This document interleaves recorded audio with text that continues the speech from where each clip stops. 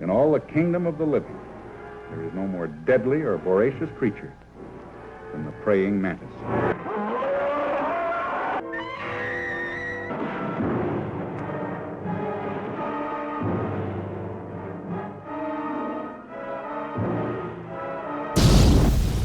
The year was 1957. The Cold War was in full swing, offering plenty of fearful fuel which filmmakers were more than ready to exploit. One textbook example is today's feature, The Deadly Mantis. I'm Tyler Martin, and this is Monsters from the Id.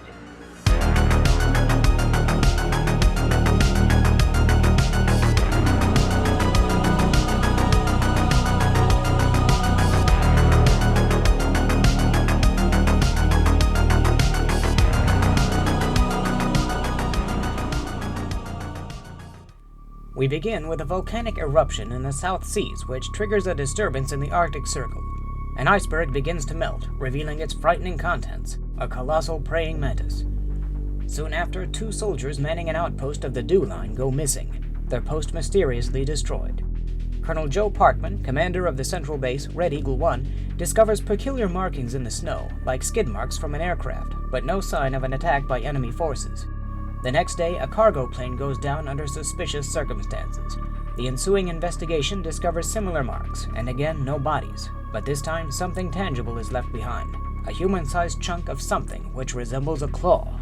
Noted scientists are assembled to determine the nature of the mystery object, but when their prodding comes up empty, they enlist the help of paleontologist Ned Jackson of the Museum of Natural History, who deduces that it likely came from a praying mantis, albeit one of unbelievable size, which he theorizes had been trapped in the polar ice for eons and is now on the loose, devouring humans.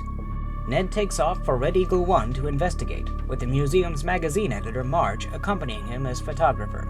Whatever doubts there may have been about Ned's theory quickly vanish when the mantis attacks the base. It is chased off by fighter jets which fail to take it down, and its rampage continues, making an appearance in Washington, D.C. The Air Force dispatches fighters to intercept the creature and hopefully lead it out to sea. Among the pilots is Colonel Parkman, who loses his way in thick fog above New York City and accidentally scores a direct hit with his aircraft. Joe parachutes to safety while the stricken mantis takes refuge in the Manhattan Tunnel.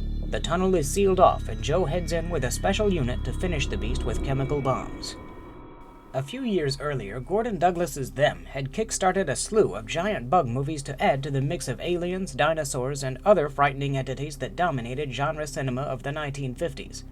Director Nathan Joran, whom viewers may know from such classics as 20 Million Miles to Earth and The Seventh Voyage of Sinbad, presents his first science fiction effort here.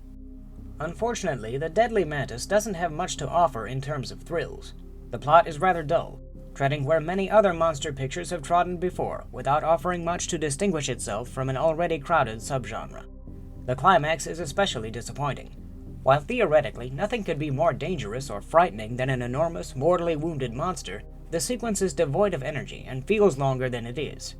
Overall, Joran's direction is proficient but lacks bite. The cast are plenty competent, but the tepid character drama isn't likely to move anyone. More successful is the mantis itself, which tends to come across pretty nicely. Well-crafted models are employed to generally good effect, and the full-sized version, constructed of papier-mâché, is truly a sight to behold. But in service to a tired storyline like this one, such feats can only go so far. The most interesting aspect of The Deadly Mantis, at least for this viewer, is the inescapable time capsule quality it conveys.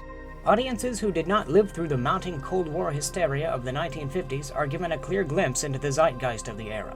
As soon as the opening titles finish, a narrator offers a lengthy discourse on the necessity for the extensive networks of radar facilities which serve to alert the United States and Canada to the possibility of sneak attacks launched across the polar regions.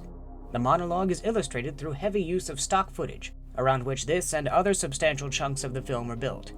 While such elements were commonplace in science fiction of the time, The Deadly Mantis goes a step further with a direct reference to the Ground Observer Corps, a civil defense organization made up of volunteers who search the skies for potential threats.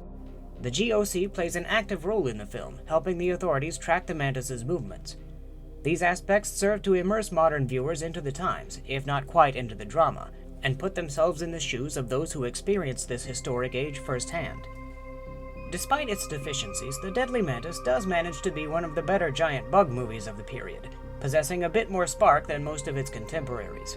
While not altogether remarkable as a motion picture, it serves as a piece of history, offering a taste of the atmosphere of the era in which it was created, and as such is worth a look.